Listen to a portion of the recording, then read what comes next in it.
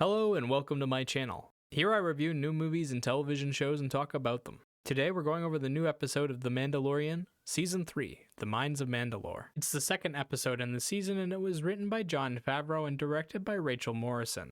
As the name of the episode implies, it centers around Din heading to Mandalore and entering the mines. If you haven't seen it yet, now's the time to head out. This video will contain spoilers. So to start off this episode, we open on Mos Eisley. There's a race going on and all kinds of fireworks popping off. We're brought into Peli Motto's auto repair shop and we see her haggling with a Rodian over the price of fixing his speeder. She gets him to pay up front, and then the second he's out of sight, she calls her Jawa friends out of hiding. She and the Jawas are running a chop shop scam where they steal parts off of speeders and then sell the parts back to the owners when they bring them in to be fixed. Din arrives and we get a neat little reunion between Grogu and Peli where Grogu force jumps out of the ship into her arms. Good for Grogu, using the force for such important activities. Din asks Peli about the memory board for IG-11, but neither she nor the Jawas can help him.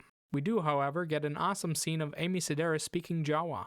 Her face scrunches up as she does these weird little mouse noises. Then, Din explains to her that he needs a droid to test the atmosphere on Mandalore, and he needs it now. Peli sees an opportunity and sells him the junker astromech she had lying around. Din takes off with Grogu and heads to Mandalore. We get another touching little scene of Din teaching Grogu about Mandalorian culture and reconnecting to his roots through the experience. He tells him about the planets nearby, where he was raised and where Bo-Katan lives. Then they plunge into the atmosphere. Down on the planet, Din sends the droid in to investigate, but it's useless and goes missing. He heads in after it and we get a short little battle sequence between him and some Alamites. They look like a cave troll had a baby with Goro from Mortal Kombat. Just big muscles, caveman thongs, and big clubs. They also have tusks and 4 glowing green eyes. He struggles, but he manages to defeat all 3, find the droid, and get back to his ship. There he checks its readings and finds out that the atmosphere is breathable. He and Grogu head back into the cave and down into the city ruins. They fly past the city, find the mine entrance, and head down into its depths. We're spending some time searching through the wreckage when all of a sudden a giant cyborg scorpion bursts out of the ground and grabs Din. It puts him in a cage and waddles off back to its lair. Grogu tries to rescue Din when the monster steps away for a second, but fails to break open the cage and is forced to flee. He putters back to his ship in his little pod, which is hilarious by the way. It sounds like those flying cars from the Jetsons. He has to force push his way through another Alamite and dodges attacks from a mini dragon creature that chases after him. But he manages to make it back to the ship and force jumps into the cockpit. He points at the dash and the droid flies off. Bo-Katan is once again moping on her throne when her droid informs her that Din is back. She storms off to confront him, but is confused when she arrives at his ship and Din is nowhere to be seen. When she sees Grogu alone, she assumes the worst and immediately kicks into rescue mode. She and Grogu fly back to Mandalore in her ship and head down into the mines to find Din. We get a lot of sad looks and thoughts from Bo as she and Grogu descend. She looks over the ruins of her planet and remarks on its former beauty. She tells him that the cities used to thrive, but now they're nothing but a tomb. Seeing the surface seems to confirm her worst fears about the planet. While she's teaching Grogu, she senses something off and pushes his pod backward. She fires a shot at the ceiling and foils an Alamite ambush. She easily kills all 3 of the Alamites and presses forward. Back in the cyborg's lair, Din is getting hooked up to a pump that extracts his blood.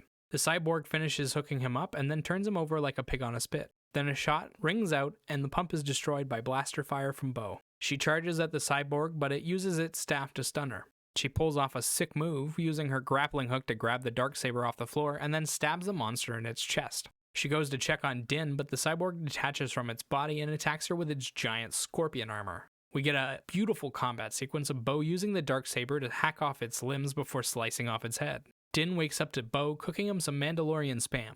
The two argue about what comes next, and then Bo agrees to take him to the living waters. They head out and Bo tells him a bit about the planet's history before they arrive at the royal chambers. Bo reads Din the plaque in the room, and then Din enters the water while retaking the creed. Before he can finish, he's dragged under the surface and Bo jumps into the water after him. She jets to the bottom and finds him unconscious. She starts flying back up when a giant monster surprises and spooks her out of the water, and that's where the episode ends. Okay, so there's a lot of amazing stuff going on here in terms of the overall story and a few things that felt a little off. The visuals in this episode were great at getting the story across, but there was a little too much CGI, and it wasn't the best stuff I've ever seen. It works for the story, but I was a little underwhelmed by the grainy dark ruins.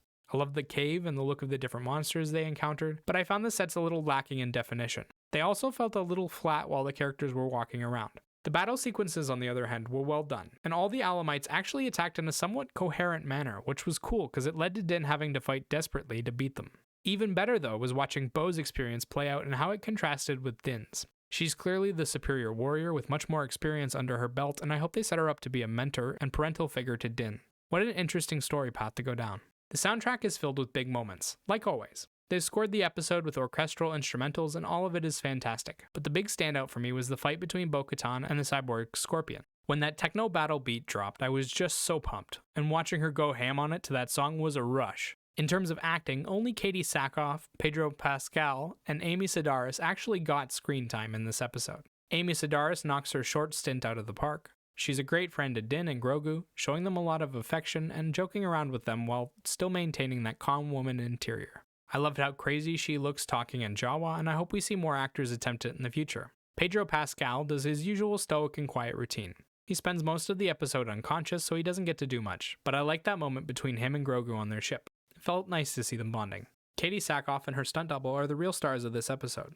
Sackhoff shows off Bo-Katan's regret and dismay at seeing her world in tatters. She gives Grogu an embarrassed smile as she explains that it wasn't always like this, and we can see her greatest fears confirmed as she looks out over the ruins of her city. Her facial expressions are on point. The stunt team puts on 4 different fights in this episode, and each of them feels like an organic action sequence. They made the Alamites work together, added an energetic and dance-like quality to Bo's fights, and contrasted the difference in experience between Bo and Din beautifully. The story is exciting from start to finish, and aside from how easily Din accepted the astromech, it's pretty consistent with the rest of the show. This episode is Din's test of courage.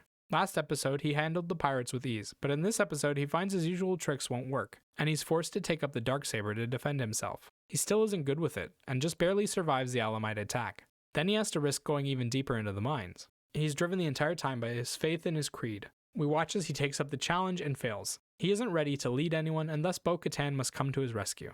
We see how great a warrior she is, how fearless she is, and how she's still stuck in despair.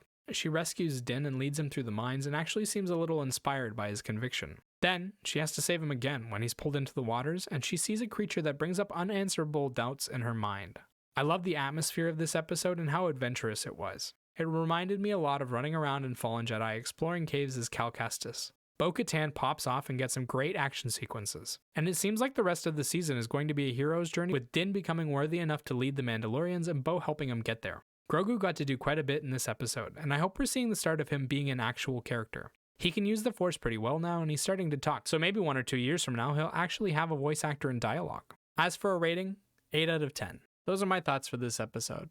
But what did you think? Let me know by leaving them down in the comment section below. Bye-bye!